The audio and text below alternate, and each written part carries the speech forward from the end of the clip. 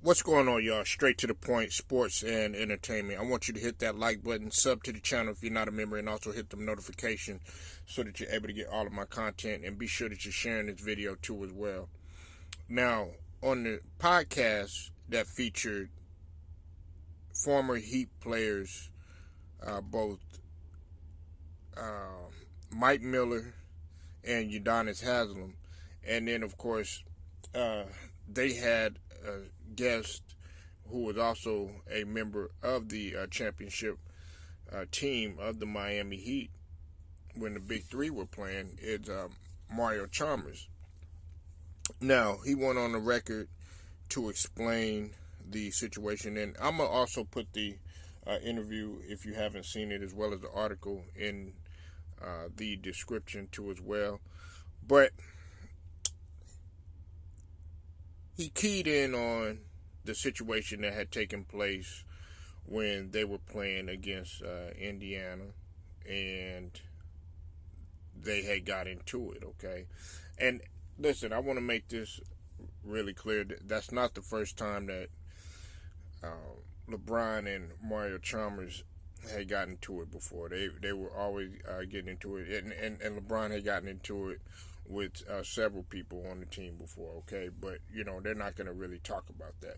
But really, what people wanted to know was really what transpired. Well, what Mario Chalmers had said is pretty much that, they were supposed to be playing transition defense, okay?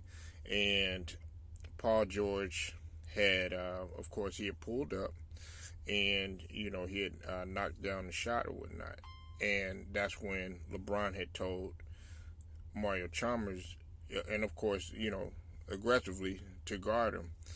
So Mario Chalmers said that when they went to the bench, Mario Chalmers was like, all this bitching that we're doing, that's what he said, okay?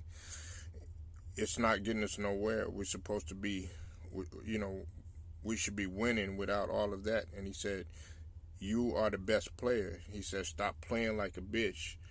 And in those words and stuff. And as everybody knows, that word always triggers LeBron, and that's what he was talking about.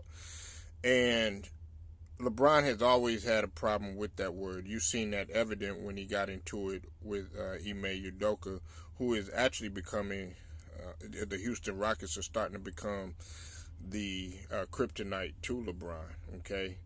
And here's my thing on it, okay? I'm not going to spend too much time talking about it because I'm pretty sure some of y'all have already seen the podcast. But if you haven't, like I said, I'm going to put both the article about what Mario Chalmers has said and also the full podcast too as well, OG's podcast. But here's my thing, right? If you notice and you go back and you go look at that situation, Mario Chalmers never backed down from LeBron, okay?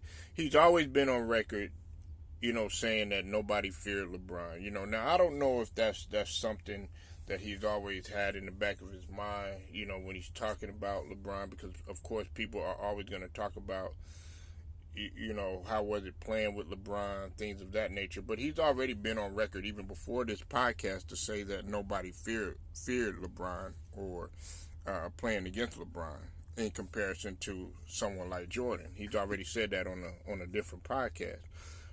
But this is my thing, right? Both players were in the right. I don't see any side that I'm gonna take in this situation. Chalmers was right because when he said that, he had when he had mentioned that word by saying bitch, LeBron had went off, and he went off in the game, and it triggered him to actually play better. So, and what Mario Chalmers was saying from a psychological standpoint, he said that he did his job, even though that he was able to get on the bench. He did his job by motivating LeBron. So that was a good point right there, because sometimes all it takes is getting that player riled up and being able to go off. And that's one of the things that I've noticed about LeBron over the course of his career. If there is something that triggers him, he goes ham in the game.